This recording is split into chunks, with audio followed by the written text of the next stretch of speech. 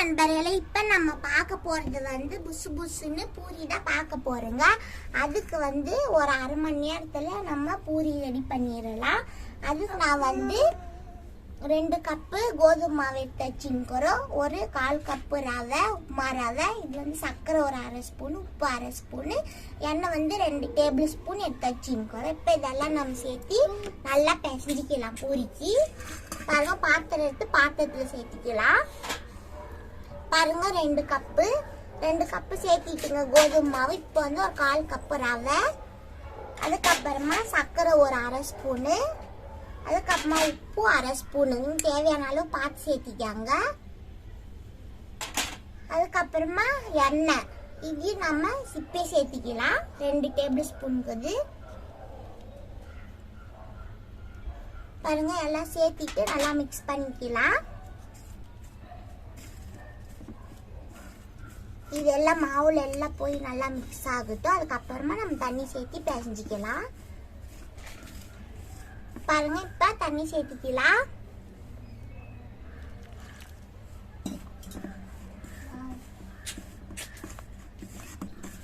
பாருங்க, நம்ம கொஞ்சம் கொஞ்சமா தண்ணி சேர்த்து பார்த்து பூரி பதத்துக்கு நம்ம பிசைஞ்சிக்கலாம். கெட்டியாகவும் வரக்கூடாது, ரொம்ப கொலன்னு வரக்கூடாது. மீடியமா கொட்டும் பூரிக்கு. பாருங்க, இந்த அளவுக்கு போதும் தண்ணி நம்மளுக்கு.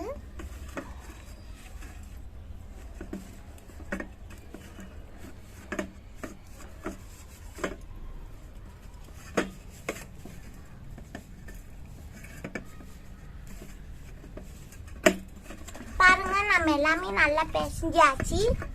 இப்ப இந்த மாதிரி கீழோம் மாவு. இப்போ வந்து இதை ஒரு பாத்திரத்துல போட்டு மூடி வச்சுக்கலாம். ஒரு 10 நிமிஷம் ஊறட்டும். நம்ம 10 நிமிஷம் ஆயிருந்து. இப்போ ஓப்பன் பண்ணிக்கலாம். ஓப்பன் பண்ணி நம்ம பூரிக்கு தேய்ச்சிக்கலாம். நான் வந்து மாவு தேய்ச்சிக்கிறேன். நீங்கள் வந்து எண்ணெய் கூட தேய்ச்சிக்கலாம். மாவு வந்து லைட்டாக போட்டு தேய்ச்சிக்கலாம். நிறைய போட்டால் எண்ணெயெல்லாம் கருப்பாயிரும். பாருங்க, பூரிக்கு இந்த மாதிரி குட்டி குட்டி உருண்டை பிடிச்சிக்கலாம். பாருங்க, இந்த மாதிரி குட்டி குட்டி உருண்டை. நான் ஃபர்ஸ்ட் எல்லாம் உருண்டை பண்ணி வச்சுட்டு அப்புறமா தேய்க்கிறோம்.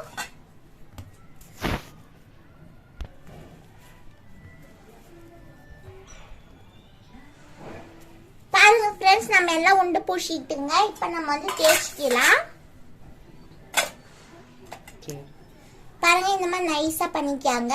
ஒரு உருண்டை எடுத்து தேய்க்கிறது கூட நைஸ் பண்ணிட்டு நம்ம வந்து கொஞ்சோண்டு மாவு சேர்த்திக்கலாம். ஜாஸ்தி வேணாம். இந்த மாதிரி பாருங்க, இந்த மாதிரி தேய்ச்சிக்கலாம்.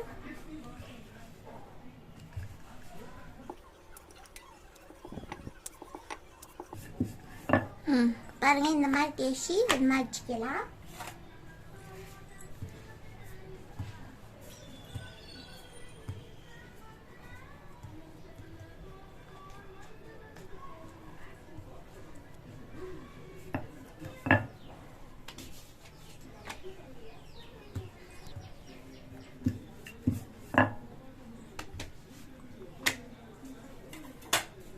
நம்ம எல்லாமே தேய்ச்சின்னு வந்துட்டுங்க. இப்போ வந்து எண்ணெய் தேவையான அளவு வச்சு நல்லா காயுது.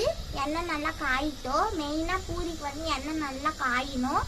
எப்படி காய்ஞ்சி நம்ம கண்டுபிடிக்கிறதுன்னா, பாண்டில் சைட்லலாம் புகை வரும் இல்லையா, அது நல்லா சூடாக காய்ஞ்சிருக்குது நம்ம அப்போ அர்த்தம். அப்போ நம்ம பூரி போட்டு எடுத்தால் புட்டு புட்டுன்னு வரும். எங்கேயுமே சப்பியாக வராது பூரி. எண்ணெய் மெயினாக நல்லா காயணும். அதுதான் மெயின் பூரிக்கு.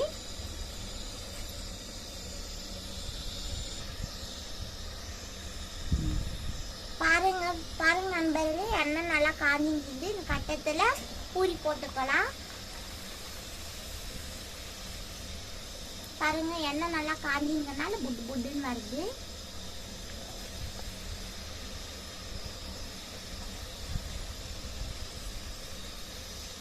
சைட்ல எல்லாம் கொஞ்சம் பண்ணிட்டா வேகும் இல்லையா.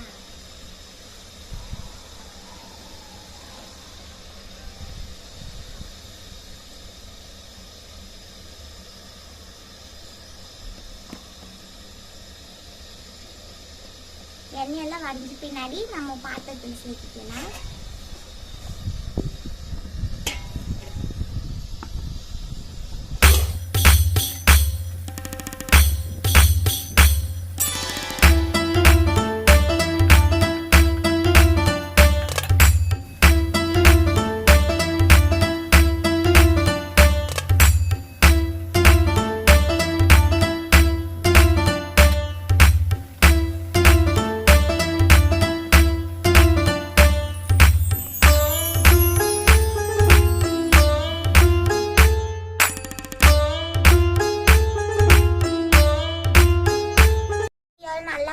வந்துருக்குது பாருங்க. பூரி புச்சின்னு இருந்தால் சாஃப்டாக நல்லா மெதுவாக வந்துருக்குது. நீங்களும் இதே மாதிரி ட்ரை பண்ணுங்கள். புச்சின்னு இருந்தால் சப்ஸ்கிரைப் பண்ணுங்கள், கமெண்ட் பண்ணுங்கள், ஷேர் பண்ணுங்கள். உங்களிடம் விடைபெற்றுக் கொள்கிறேன். நன்றி, வணக்கம்.